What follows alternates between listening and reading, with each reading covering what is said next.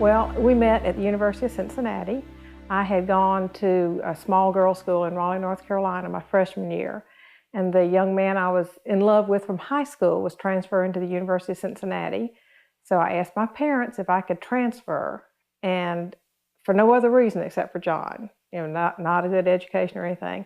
And they were so wise to let me do that, because if they hadn't, John and I probably would have eloped.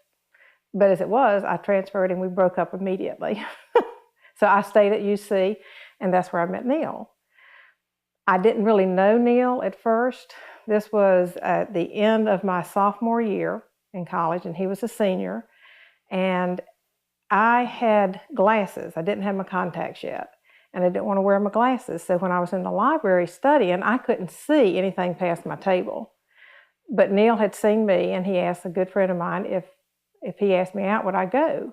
And she asked me, I said, well, who's Neal Birdie? She showed me the school newspaper, and he was Mr. Everything.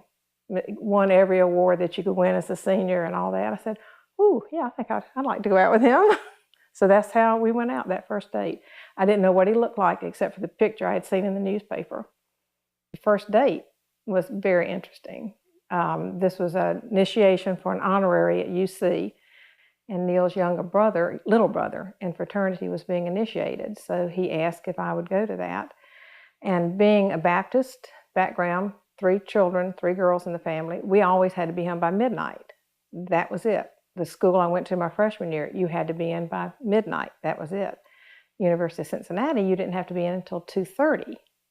So I went out on this date with Neal, and his little brother probably drank too much, and we couldn't get him rounded up to get home by 2:30.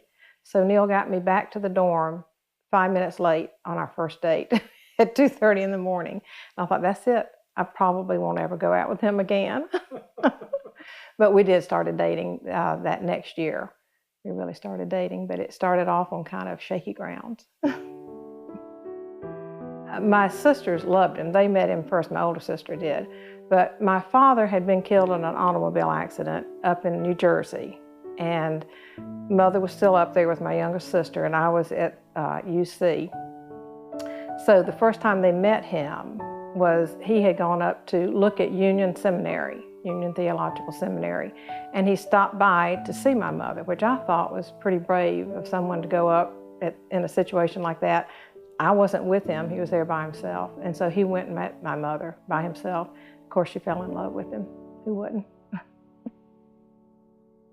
Well, she and I have been married 44 years, and I feel very fortunate that she's my wife, and as I would indicate and always have in any setting, whatever we have been able to do in our married life, she deserves about 90% of the credit.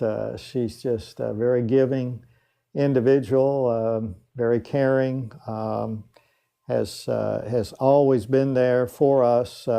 She's been a very key part of my life, obviously, and I know she's highly respected by everyone in our church and the community and the college and people that we've been privileged to know over the years in various settings.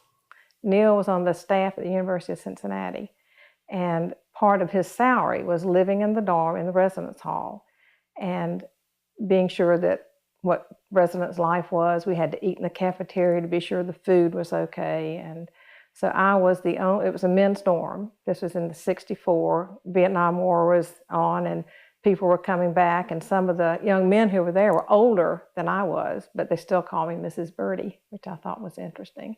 But I was the only woman of 500 men. The first year we were there, they would come to the door at 2 o'clock in the morning or 3 o'clock in the morning, wanting to know if I had change for $1 because they wanted to do their wash and things like that. The second year, we had our first daughter, and they thought of us as a family then. So we had lots of babysitters. They volunteered to babysit, and it was very nice, but we started off in a residence hall. My daddy was a Boy Scout executive, so we moved every 3 years. I was used to that.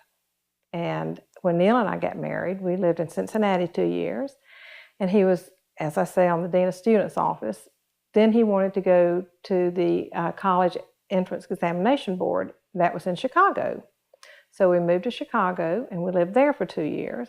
And he realized that working with paper was not what he wanted. He, as I said, is a people person. So we went to Ottawa University in Kansas, and we lived there for 2 years.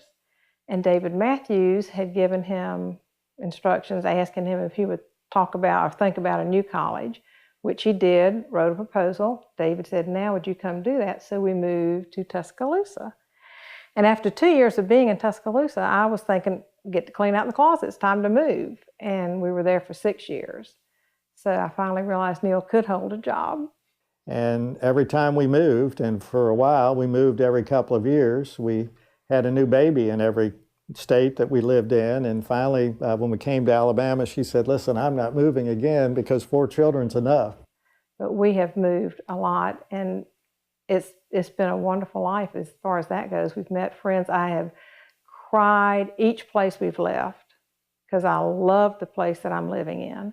And then when I get to a new place, I begin to love that, but then I cry when I leave that place. So I think it was a little bit easier too for me to move than it was Neal, because he was St. Bernard, born, raised all his life.